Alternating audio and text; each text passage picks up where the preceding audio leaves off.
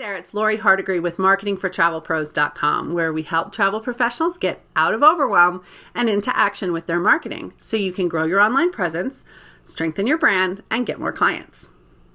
Today, I want to talk to you about the most commonly asked question that I get from travel agents regarding social media, and that is, how should you even have your profile set up? Should it be in your business name or in your name or some combination thereof? Obviously, if you have a social media profile, a Facebook page, Twitter profile, whatever, that's speaking for the entire company, for an entire team of agents, then you want to go ahead and name it after the business. But for most agents out there, you are working independently. Whether you own your own agency, you have your own credentials, and you're completely independent, but you're a one-man, one-woman show, maybe you have some independent contractors working with you, but everybody's responsible for cultivating their own leads and client relationships. Or you are that independent contractor. Same thing. You're responsible for your own leads and client relationships. Then I strongly suggest that you make sure that you are getting yourself into your social media because you are your brand. That's very important to keep in mind. Because of that, I want you to get your face and your name into your social media profiles. So let's talk about different ways to do that. You can do it one of two ways. You can either use your name and your business name in combination. So it can be Jane Smith -ABC Travel, or it can just be Jane Smith. No mention in the name of the page of your business. That information would actually be in your cover image or your Twitter background. You'd give your agency information. So I want to talk to you about why you might want to do these kind of things. First of all, I think that in this sort of instance, travel professionals are almost like hairstylists. Most hairstylists are not an employee of the salon. They actually are an independent contractor. They rent the chair at the salon. So think about your favorite stylist. You know, she does a great job with everything. You have a good rapport with her. If she leaves the salon down the street and moves to a different one 20 minutes away, which are you more likely to do? Are you going to hop in your car and go to her new salon so you continue your relationship with her because you love her work? Or are you going to say, no, I have an established relationship with the business right down the street, and I'm just going to hope that another stylist at the salon will do just as good of a job? Most of us are going to hop in our car and continue to work with our favorite stylist. I think it's like that with a lot of travel professionals. Your clients really don't care what agency you work with.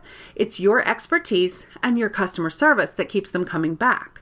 So they don't care where it is, what's behind the email address or the web link that you're providing that service from. It's you that they're interested in.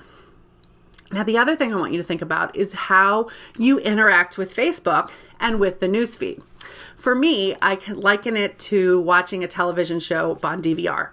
If you're like me, you're a busy mom, you've got a business, and you've got a family, I don't usually get to watch my favorite television shows when they come on live, so I'm watching them by DVR later. When I sit down after the kids are in bed and I want to watch my favorite TV shows, I want to see what I'm there for, not the advertisements. So I'm there to see The Big Bang Theory, not for the commercials that are in between them. So I'm using my remote and fast forwarding through the commercials as I watch it. The same thing when you look at your Facebook newsfeed. Nobody sits down and opens up Facebook thinking, I wonder what my favorite brands have to say today. It just doesn't work that way. You want to see what's going on with your friends and family, and those advertisements, those business page stuff that shows up in there, you know that's how Facebook pays the bills to keep everything going. So they're there, but you just kind of skim over them. So let's relate this back to travel here. Now, you've probably written a great article at some point in time, a great blog post or something, and that would be really terrific for more of your ideal clients to see. So let's say that article is on the importance of travel insurance or why people should be planning now for that amazing Christmas market river cruise for later on in the year. So you want to get that information out by social media. Now, if ABC Travel puts that article out, just like if Coca-Cola has some brand new vitamin infused water that they think is, fabulous, has fabulous health benefits. If Coca-Cola publishes that on their Facebook page and it comes across your feed, unless it's something that you have a really high affinity with, you're likely just to skip back over it because even though it's linking to an informational article, it's still an advertisement for the company at the bottom line. And you know that, so you're just skipping it. It's sort of human psychology. Same thing if that great article comes from ABC Travel. If it comes from Jane Smith -ABC Travel, you'll pay a little bit more attention to it because, it's coming from Jane. She personally sent it out, and Jane looks out for you and for information that's still good for you. But it's still a business page. You know that. So it's still an advertisement. It's softened, though, by the fact that it's coming from a person. And we're all there to connect with people, not to connect with logos and brands. But I want you to think about this. What happens if that article comes through just from Jane Smith?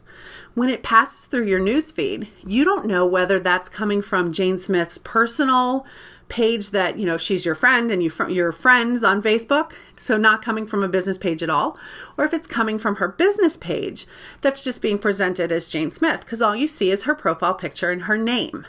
People are far more likely to engage with your content when it comes from you personally. So getting your face and your name on there is going to increase engagement. Good is using your business name. People will click on it if it's something they're very interested in. That river cruise article, they'll click on it if that's something that they've been thinking about or they've heard it mentioned before. But more than likely, if they're not already thinking about a river cruise, they're not going to look at that article. Jane Smith ABC Travel, maybe so. Maybe they'll click on it because they know they have an established relationship with you and they'll take a look at what you have to say. But when it just comes from Jane Smith, if we think back to that Coca-Cola example, if Coca-Cola puts out that article, you're not necessarily likely to read it. But if one of your friends says, you have to try this, it's amazing, I loved it, you're far more likely to click on it and read it because it's a personal recommendation from a friend.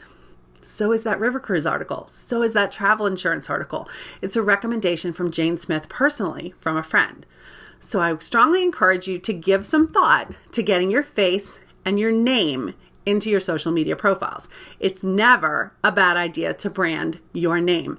That will never change. Even if you change agencies, even if you change specialties, you will always be you. So branding your name is never a bad idea.